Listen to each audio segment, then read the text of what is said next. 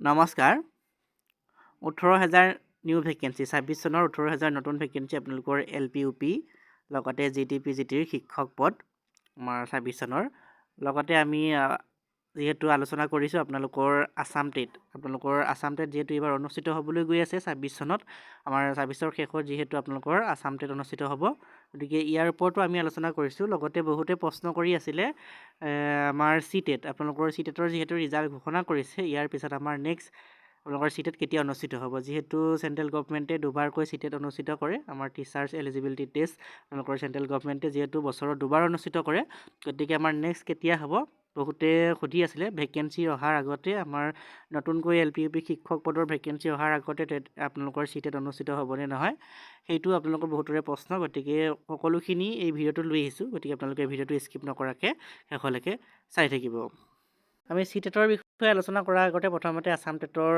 ওপৰত আমি আলোচনা কৰিলোঁ আপোনালোকৰ ইতিমধ্যে আমি আসাম টেটৰ ওপৰত আলোচনা কৰিছোঁৱেই আপোনালোকৰ ইয়াৰ চিলেবাছ আসাম টেটৰ চিলেবাছ কেনেকুৱা ধৰণৰ হয় লগতে কিমান মাৰ্কৰ পৰীক্ষা হয় আৰু কেতিয়া অনুষ্ঠিত হ'ব সকলোখিনি ইতিমধ্যে আমি আগৰ ভিডিঅ'ত আলোচনা কৰিছোঁ আপোনালোকে আগৰ ভিডিঅ'বিলাক চাই ল'ব আমাৰ CTET আপোনালোকৰ আসাম টেটৰ ওপৰত বৰ্তমান 3টা ভিডিঅ' আমি দিয়া হৈছে গতিকে আপোনালোকে 3টা ভিডিঅ' চাই ল'লে আপোনালোকে ডিটেইলছত বুজি পাব আপোনালোকৰ চিলেবাছ বুলি কেনেকুৱা ধৰণৰ হয় ডিটেইলছত আমি চিলেবাছ আলোচনা কৰিছোঁ গতিকে আপোনালোকৰ আছামিছতো যদি চিলেবাছখন লাগে আমাৰ আসাম টেটৰ চিলেবাছ আছামিছতো যদি লাগে আপোনালোকে কমেণ্ট কৰিব আমি আছামিছত দিবলৈ চেষ্টা কৰিম আমাৰ আসাম টেটৰ আপোনালোকৰ সৰ্বমুঠ 150 নম্বৰৰ এটা পৰীক্ষা হয় প্ৰত্যেক 5টা ছাবজেক্ট থাকে আপোনালোকৰ 5টা এটা দুটাকৈ আপোনালোকৰ 3টা 4 5টা ছাবজেক্ট থাকে আৰু প্ৰত্যেকটো ছাবজেক্টতে 30 নম্বৰকৈ থাকে আমাৰ প্ৰত্যেকটো ছাবজেক্ট যেনেকৈ আপোনালোকৰ চাইল্ড ডেভেলপমেণ্টৰ পৰা আপোনালোকৰ যদি 30 নম্বৰ আহে মেথমেটিক্সৰ পৰা 30 নম্বৰ আহিব ঠিক তেনেদৰে আপোনালোকৰ লেংগুৱেজ 1 বুলি কওঁতে আমাৰ ইংলিছৰ পৰা আপোনালোকৰ 30 নম্বৰ আহিব আপোনালোকৰ আছামিজ হ'লে আছামিজৰ 30 নম্বৰ আহিব তেনেকৈ আপোনালোকৰ প্ৰত্যেকটো ছাবজেক্টৰে 30টা কুৱেশ্যন 30 নম্বৰকৈ থাকিব আৰু আপোনালোকৰ পাছ মাৰ্ক বুলি ক'বলৈ যাওঁতে আমাৰ OBC MOBC তেওঁলোকৰ 83 নম্বৰ পালে SC ST OBC MOBC সেইসকলে 83 নম্বৰ পালে তেওঁলোক কোৱালিফাইড হ'ব আৰু আমাৰ যি 30 নম্বৰকৈ থাকে আপোনালোকৰ এটা ছাবজেক্টত আপোনালোকৰ এনেকুৱা নহয় যে আপোনালোকে এই 30 নম্বৰৰ পৰাই আপোনালোকে মই ধৰি লৈছোঁ আপোনালোকে 4খনত 28কৈ পালে আৰু 2খনত 2 নম্বৰ পালে এই 2 নম্বৰ পাই আপোনালোকে ফেইল নকৰে কাৰণ আপোনালোকৰ টোটেল মাৰ্কটোহে কাউণ্ট কৰি আপোনালোকে কোনটো ছাবজেক্টত কিমান মাৰ্ক পাইছে সেইটো আপোনালোকৰ গুৰুত্ব দিয়া নহয় আপোনালোকৰ টোটেল কিমান মাৰ্ক পাইছে সেইটোৰ ওপৰতহে আপোনালোকৰ পাছ ফেইলটো নিৰ্ধাৰণ কৰা হয় যোনসকলে দিছে সেইসকলে গমেই পায় আমাৰ CTETৰ বহুতে দিছে গতিকে CTETৰ যি পদ্ধতি আমাৰ আসাম টেটতো ঠিক একে আপোনালোকৰ CTETৰ নিচিনা আমাৰ কুৱেশ্যন পেপাৰখনৰ লেভেলটো অলপ বেলেগ হয় আপোনালোকৰ CTETৰ তুলনাত আমাৰ আসাম টেটৰ যিখন কুৱেশ্যন পেপাৰ সেইখন অলপ বেলেগ হয় কাৰণ আমাৰ চেণ্ট্ৰেল গভৰ্ণমেণ্ট আৰু আসাম গভৰ্ণমেণ্টৰ যিহেতু চিলেবাছবিলাক নিমিলে গতিকে চিলেবাছ নিমিলে বুলি কওঁতে প্ৰায় 80% চিলেবাছ আপোনালোকৰ মিল থাকে 80% মিল থাকে তাৰ বাকী 20%হে আপোনালোকৰ মিল নাথাকে গতিকে আপোনালোকৰ লক্ষ্য হ'ল আমাৰ বহুতে কৈ থাকে আসাম টেট আমাৰ CTET যিহেতু অনুষ্ঠিত হয় বছৰত দুবাৰকৈ আসাম টেটৰ কিহৰ প্ৰয়োজন আসাম টেট লাগে কাৰণ আপোনালোকৰ আমাৰ যিহেতু গভৰ্ণমেণ্টে পাতিব লাগে আসাম গভৰ্ণমেণ্টে প্ৰত্যেকখন গভৰ্ণমেণ্টে পাতে গতিকে আপোনালোকৰ আসাম গভৰ্ণমেণ্টেও পাতিব লাগে আমাৰ 11 চনতে আপোনালোকৰ 12 চনত 11 চনত নহয় 12 চনত আপোনালোকৰ প্ৰথম টেট অনুষ্ঠিত হ'ল লগত তাৰপিছত আপোনালোকৰ 19 চনত আৰু 21 চনত তাৰপিছত আমাৰ টেট এক্সাম অনুষ্ঠিত হোৱা নাই এইবাৰ আপোনালোকৰ 26 চনত অনুষ্ঠিত হ'ব গতিকে হ'ব লাগে আপোনালোকৰ যে আসাম টেটৰ অনুষ্ঠিত হ'লে আসাম টেটৰ চাৰ্টিফিকেটখনৰ ভেলু বাঢ়ি যাব CTETৰখনৰ ভেলু কমি যাব তেনেকুৱা নহয় দুইখনৰে ভেলু সমানে থাকিব গতিকে আপোনালোকৰ লক্ষ্য আপোনালোকৰ এটা চাকৰি লোৱা গতিকে আপোনালোকে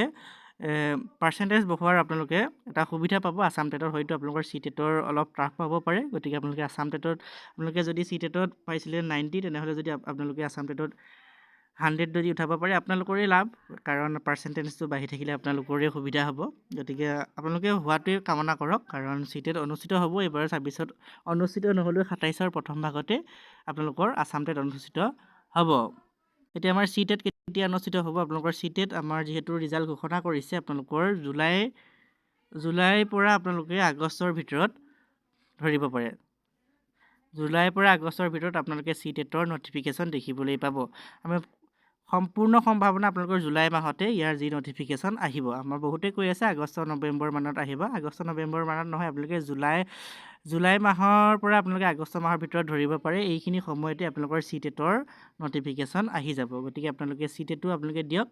তাৰপৰা নিউ ভেকেঞ্চিও আহিব। আপোনালোকৰ নিউ ভেকেঞ্চি কিমান ক'লোঁ? 18,000 ক'লোঁ। তাত আপোনালোকৰ LP UP শিক্ষক পদ থাকিব, লগতে আপোনালোকৰ GT PGT শিক্ষক পদ থাকিব। যোনসকলে BEd-ত এইবাৰ এডমিশ্যন লৈছে হয়তো তেওঁলোকে এপ্লাই কৰিব নোৱাৰিব, তেওঁলোকে নেক্সট বছৰ হয়তো এপ্লাই কৰিব পাৰিব। যিহেতু আমাৰ লাষ্ট ইয়েৰত থাকিলেহে তেওঁলোকক সুযোগ দিয়া হয়, ফাৰ্ষ্ট ইয়েৰত থাকিলে সুযোগ দিয়া নহয়। গতিকে যোনসকলে এইবাৰ হয়তো আপোনালোকৰ ভেকেঞ্চি অহালৈকে ছেকেণ্ড ইয়েৰ পাবগৈ পাৰে, ছেকেণ্ড ইয়েৰ পালে আপোনালোকে এপ্লাই কৰিব পাৰিব টেটকাম ৰিক্ৰুইটমেণ্ট টেষ্টৰ বাবে। ঠিক তেনেকৈ আমাৰ DLEDটো আপোনালোকৰ যি DLED diploma in elementary education আপোনালোকৰ তাৰো অনলাইন আবেদন আৰু কিছুদিনৰ পিছতে আৰম্ভ হ'ব। আমাৰ এটি বৰ্তমান হোৱা নাই, আপোনালোকৰ DLEDৰ এডমিশ্যন বৰ্তমান হোৱা নাই। আপোনালোকৰ কিছুদিনৰ পিছতে পেট এক্সামৰ কাৰণে আমাৰ DLEDৰ পেট এক্সাম অনুষ্ঠিত হ'ব। ইয়াৰ অনলাইন আবেদন প্ৰক্ৰিয়া আৰম্ভ হ'ব। গতিকে আপোনালোকে DLEDৰ কাৰণেও যোনসকল নতুন DLED কৰা নাই তেওঁলোকে DLEDৰ কাৰণে এপ্লাই কৰিব পাৰিব। গতিকে আপোনালোকৰ ভেকেঞ্চি অহাৰ আগতে CTET অনুষ্ঠিত হ'ব। আপোনালোকে নিশ্চিত থাকক। CTET খুব কম দিনৰ ভিতৰত আপোনালোকে জুলাইৰ পৰা আগষ্ট মাহৰ ভিতৰতে CTETৰ নটিফিকেশ্যন আপোনালোকে দেখিবলৈ পাব। এতিয়া আমাৰ ভেকেঞ্চিখিনি কেতিয়া আহিব? আপোনালোকৰ যি মই ভেকেঞ্চিৰ কথা ক'লোঁ 18,000 ভেকেঞ্চি বৰ্তমান অহা নাই। 18,000 ভেকেঞ্চি আহিব আপোনালোকৰ কেতিয়া আহিব? এইখিনি আহিব আপোনালোকৰ নৱেম্বৰ ডিচেম্বৰ মানত আহিব। আমাৰ 26ৰ শেষৰ ফালে আপোনালোকৰ 26 চনৰ শেষৰ ফালে নৱেম্বৰ ডিচেম্বৰ মাহত আমাৰ যি 18,000 ভেকেঞ্চিৰ কথা ক'লোঁ তাৰে 18,000 ভেকেঞ্চিৰ ভিতৰত আপোনালোকৰ LP UP লগতে GT PGTৰ ভেকেঞ্চি থাকিব। আৰু এই ভেকেঞ্চিখিনি আপোনালোকৰ নৱেম্বৰ ডিচেম্বৰ মানত আহিব। 26 চনৰ নৱেম্বৰ ডিচেম্বৰত নাহিলে আপোনালোকে জানুৱাৰী ফেব্ৰুৱাৰী মাহত আমাৰ GT PGT লগতে আপোনালোকে LP UP শিক্ষক পদৰ বিজ্ঞাপন দেখিবলৈ পাব। আৰু টেট এক্সাম কেতিয়া অনুষ্ঠিত হ'ব? আমাৰ 26ৰ শেষতে অনুষ্ঠিত হ'ব আপোনালোকৰ নৱেম্বৰ ডিচেম্বৰ মানত। হয়তো আমাৰ যি এডভাৰটাইজমেণ্ট অহাৰ আগতেই অনুষ্ঠিত হ'ব পাৰে। হয়তো এডভাৰটাইজমেণ্ট অহাৰ আগত যদি অনুষ্ঠিত হয় তেনেহ'লে এডভাৰটাইজমেণ্টটো অলপ পিছুৱাই যাব। আপোনালোকৰ ফেব্ৰুৱাৰী মাৰ্চ মানলৈ হয়তো আমাৰ 27ৰ তেনেকুৱালৈ যাবগৈ এডভাৰটাইজমেণ্ট। গতিকে আপোনালোকৰ যদি এডভাৰটাইজমেণ্ট আগত আহি আমাৰ যি আছাম টেট সেইখিনি যদি পিছলৈ হয়, আমাৰ আছাম টেটত অলপ অনলাইন আবেদন কৰিব লাগিব, আকৌ এক্সাম দিব লাগিব, এক্সামৰ ৰিজাল্ট ঘোষণা কৰিব লাগিব। তেনেকৈ কৰোঁতে আপোনালোকৰ 3-4 মাহ 5 মাহ সময় গুচি যাব। গতিকে আপোনালোকৰ এডভাৰটাইজমেণ্টৰ পিছতে আমাৰ টেট এক্সাম অনুষ্ঠিত হোৱাটো ভাল। এডভাৰটাইজমেণ্ট আমাৰ সোনকালে আহিব লাগে। আপোনালোকৰ যিমানেই নাহক, আপোনালোকৰ 10,000 হওক, 5,000 হওক, 4,000 হওক, আপোনালোকৰ সোনকালে এডভাৰটাইজমেণ্ট আহিব লাগে LP UP শিক্ষক পদৰ লগতে GT PGTৰো।